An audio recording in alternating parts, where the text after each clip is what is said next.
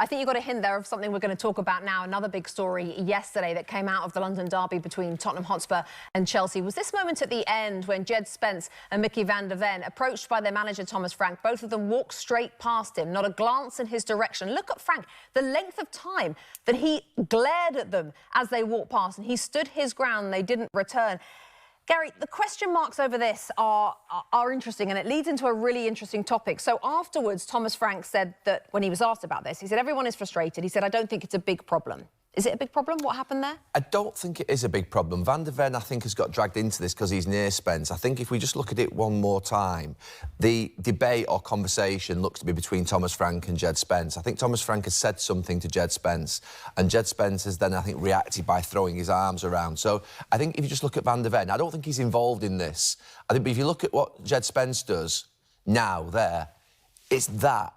I think it's between Frank and Spence. As something happened late on in the game, I'm only thinking back to when we played, Lee. Sometimes if a manager said something to a player late on in a match, sometimes if a manager has said to a player, go over and clap the fans, something like that. You know, it could be a simple thing, and he's gone, I've already clapped them, and it's what you having to go at me for. It can be that type of thing. But they're going to have to come out with a story, because this is gaining some traction. They're going to have to come out with a coordinated story quite quickly, because it doesn't look great. No, I think we can. That's what we're doing. We're speculating. We don't know until we've got what Tottenham say. Then eventually it'll come out. The truth will come out. Someone will leak it to someone, and we'll find out. But it doesn't look great. It's the sign of where we're at with today's players and the relationship they have with managers, the power that the players have got. And Gary mentioned about how we grew up, and you know, if he did that to Sir Alex Ferguson or I did that to George Graham, you wouldn't get away with that. You would be literally dropped from the team. You wouldn't play. You'd be fined money. But it's not like that now. The players have all this power. So, that moment immediately after game when you've won is very emotional. And so, what's Thomas Frank doing on the pitch is one of my questions. Just stay off the pitch. But they all do it. I know, and I don't think it's a right thing. I think you're manager. You can say thank you to the fans yourself as a manager by stepping on the pitch and just going like that, and then letting the players do that. Get in the dressing room and then be in a team environment. That's not a team environment when you're on the pitch. That's a public space, and they can see everything. And players have got emotion flying around. They've just lost. He might have said something as simple as that. Go on, fans, I've already done it. And it looks really bad. Van der Ven doesn't even speak to him. He walks past him, so it might not be to do with him, or he might be blanking him. We don't know. But I think that emotion is caused by the fact the manager's gone on the pitch. I'm not saying it's Frank's fault. If my manager walked on the pitch at the end of the game, I wouldn't speak to him if he'd lost. What can I possibly gain out of that conversation on the pitch when we've lost a game? So is Frank going on the pitch to see the referee? We don't know.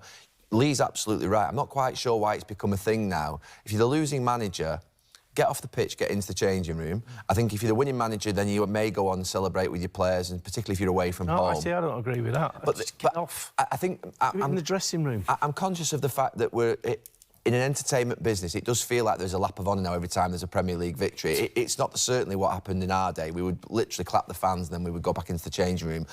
If we'd lost the game, you clap the fans. So Spence, Van der Ven and the other Tottenham players have to clap the Tottenham fans at the end of a defeat at home. You must do that. The fans have paid a lot of money. But then your job is to get off the pitch as quickly as possible, and the autopsy is done in private in the dressing room. So I'm not quite sure why the losing manager should go on the pitch. And look, Thomas Frank's a good guy as well, so he's gone on for good reason. But that's the bit we don't understand. I mean, it's funny, 10 years ago, doing this very job, we would only have about 30 seconds of scenes at the end of games to talk over. Now we have 5 minutes. Yeah, indeed. So you wouldn't even have the manager go on the field having won? No, I honestly think the pitch is for the players. You're on it, you perform, you get off it, you do your claps, whatever, win, lose or draw, you say thanks to the fans. They're at home. So, you know, there's a responsibility to go, we tried our best, get off the pitch. I don't understand what gain there is from a manager going. Does he want to be liked by the fans? Does he want to be? What's his point of going on a pitch now? I don't understand it. Stay in the dugout, go to the edge of the pitch, do your thanks, and then go in the dressing room. By that time as well, you've had about 5-10 minutes before the players come in, where you've let the emotion just die down a bit, and you've got something to say to the players without being emotionally motivated. Djed Spence, whatever, he's just lost at home.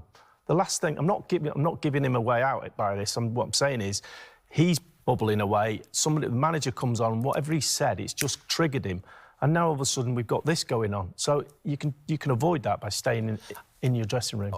In the next few hours, what I'm going to do, I'm going to watch the last few minutes of the game. Usually, sometimes, if a player's done something that annoys the manager in the last few minutes of a match, it can then carry over into the end of the game. I always used to think about Sir Alex Ferguson. If you'd made the last mistake just before half-time, or just before the end of the game, you're like, he's coming for me, and because it's the last thing it's the last thing that happens. It's the first thing he remembers. Yeah. So it could be one of those simple things that Djed Spence has done something that's just annoyed him. OK, well, let's see if we get any more details, if they do come out with any kind of explanation. Hi there, I'm Rebecca Lowe, studio host of NBC's coverage of the Premier League. Don't forget to hit subscribe to watch more videos all season long, and for even more Premier League content, from original series to live matches, head over to Peacock.